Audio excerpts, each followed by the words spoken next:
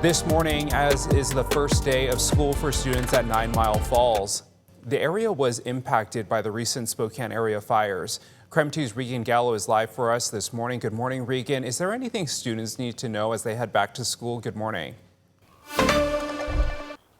Good morning, Tim. Tim, I love back to school season. Finally, the sun's coming up since the last shower. We were out here and kids are feeling that 9 Mile proud this morning. We are right here at Lakeside High School where we are with Principal McCune. And congrats, Principal McCune. This is your first year as principal. You're not new to the school, but first year as principal here. This is very exciting, but also a very complex year to come back to school with the impacts of the Autumn Lane fire. So what's it been like for the community to rally around your students and also for you probably personally?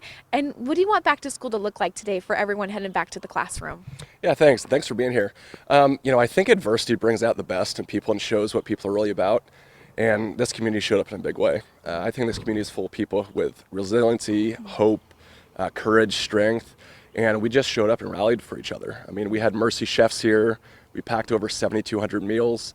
And just volunteers everywhere. Our sports teams were volunteering, passing out meals. We had a kids camp down the road, and in a matter of like 24 hours, I think close to 80 people signed up to volunteer. So this community showed up in huge ways. We love each other, and we're so excited to have kids back in the classroom and doing things that show a little bit of normalcy here. Yeah. Okay, so I saw a little bit of a sneak peek. I saw they have a little red, sorry, here we go. I gotta put my mic in my face. There was a red carpet and some red rope in there. Tell me, I don't want to spoil the surprise too much, but you guys are excited to have students back. Tell me a little bit about what your plans are for 7 a.m. kids are starting to come back into the classroom. Yeah, we've got a red carpet welcome on one side of the building, and on this side we'll have a blow-up eagle head. We'll have music playing, cheerleaders. It's just going to be really exciting. Then we're going to go right to an assembly to start the day. Super fun. Okay, so what are the fun things in the assembly? What should be happening to really get kids excited about being back to school today?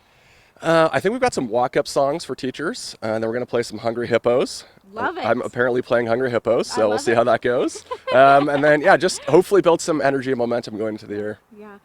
Anything you want to say just, as you're continuing school, those resources being given to students as they're still facing those impacts, what do you want to highlight there too as school continues, what they could get the next few weeks to months as they're getting back into their routine? Yeah, absolutely. I mean, our staff took a training on supporting our school through trauma, so they're ready and prepared to welcome kids back in that way. Our counseling staff standing by and ready to support kids. We have a library full of school supplies, backpacks, shoes. The Seahawks donated like 200 pairs of football cleats, so we have those in the office.